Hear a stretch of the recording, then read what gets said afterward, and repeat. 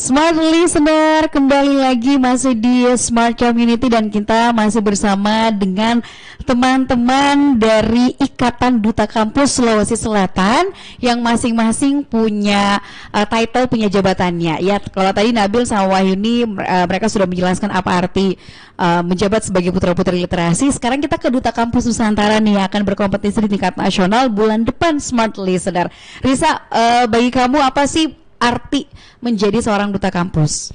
Oke, baik Kak. Kalau menjadi seorang duta kampus mungkin kurang lebih sama dengan yang dikatakan Kak Sukma tadi. Jadi untuk duta kampus itu kita sebagai role model ya untuk teman-teman mahasiswa yang di luar sana, bagaimana cara kita meningkatkan motivasi dan minat mahasiswa untuk tidak hanya mungkin berkompetisi di dalam bidang akademik, tapi di non-akademik, tidak hanya di dalam kampus tapi juga di lingkungan kampus, seperti itu Kak. Oke, untuk Fadil?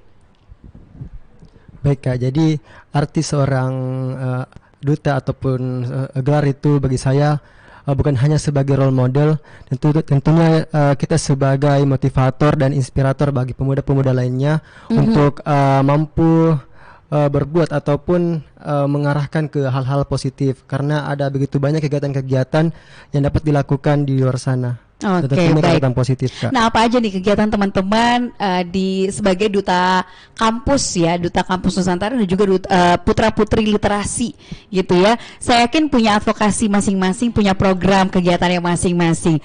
Dari putra-putri kampus dulu deh, apa nih aktivitas yang kalian lakukan? Kan menjabatnya berapa? 1 tahun berarti ya. Dalam 1 tahun ini apa aja nih yang teman-teman lakukan selama menjabat?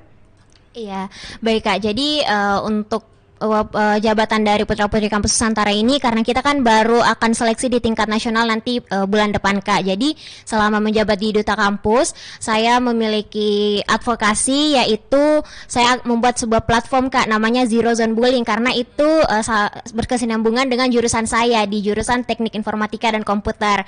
Jadi saya membuat website Kak, platform yang dimana dapat dijadikan wadah sharing session bagi teman-teman yang pernah mungkin menjadi pelaku, korban ataupun saksi bullying. Jadi boleh sharing session di platform tersebut, dan sebagai wadah edukasi juga tentang apa itu bullying, bagaimana cara mengatasinya dan lain sebagainya. Seperti itu Kak. Oke, platform digital Zero Zone Bullying. Oke, berarti zona bebas bullying gitu betul, ya. Kak. Say no to bullying. Kalau Fadil apa Fadil?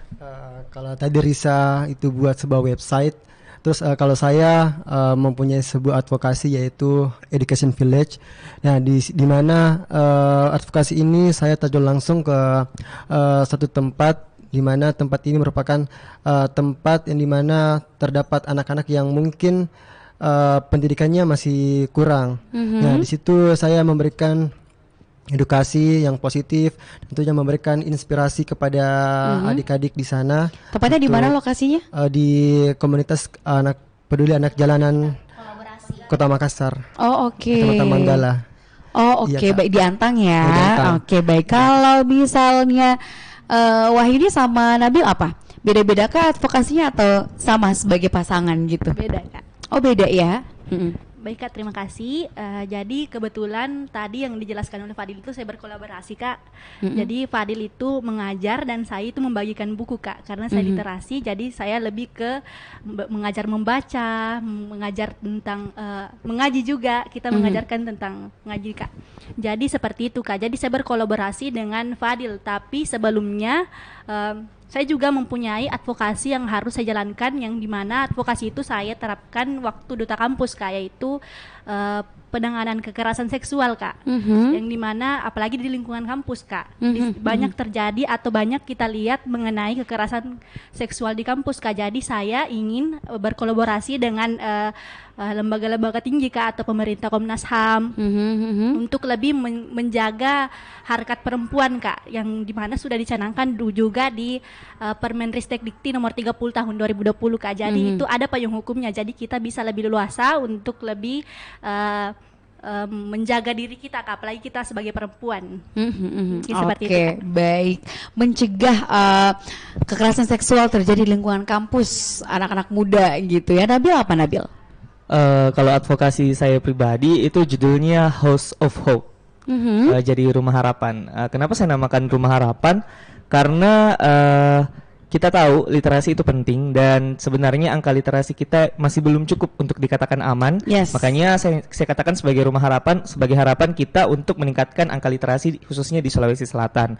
Nah, nanti House of Hope itu akan bergerak ke suatu tempat yang dimana saya akan survei terlebih dahulu di mana tempat yang membutuhkan program ini, dan program itu akan berlangsung akan ada seperti kelas edukasi, kelas literasi, kelas membaca, fun reading. Jadi nanti juga ada fun writing, ada banyak kegiatan-kegiatan menarik lainnya dalam program House of Hope yang saya jalankan bukan cuma 1 hari tapi minimal dalam waktu 2 minggu. Oke, baik. Berarti sekarang udah dapat lokasinya di mana, tempatnya di mana? Untuk rencana lokasi saya sudah ada, tapi untuk fixnya saya masih perlu lihat dulu apakah masih ada lokasi yang lebih membutuhkan program saya atau tidak. Ini di lingkungan Sulawesi Selatan secara umum atau fokus di Makassar saja?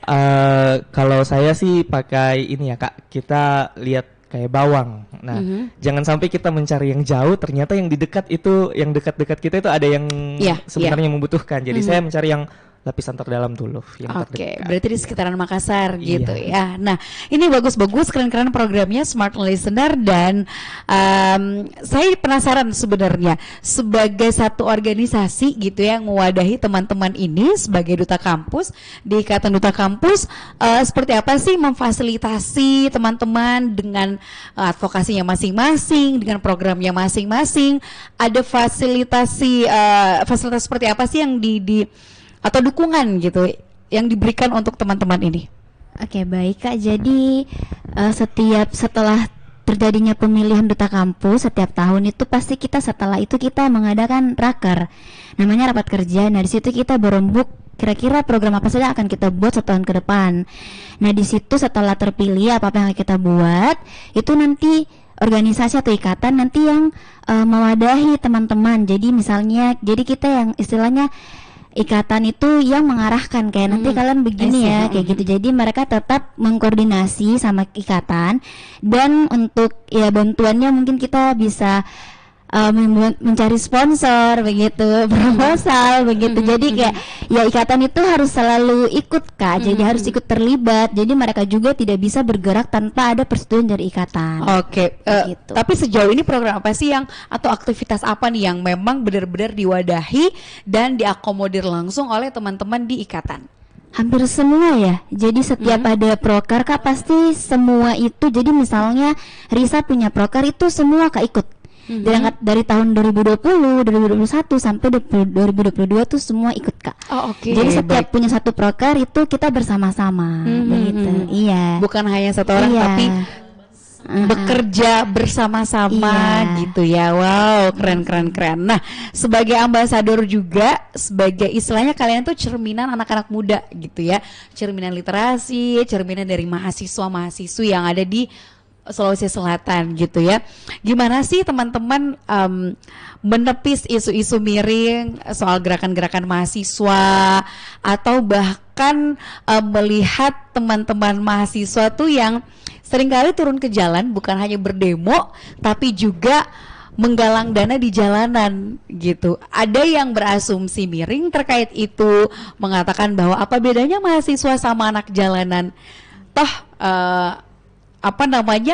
meminta dana pun di lampu merah seperti itu. Nanti kita akan bahas teman-teman ya di sesi yang selanjutnya. Dan untuk Anda Smart Listener jangan kemana-mana, Smart Community masih akan kembali.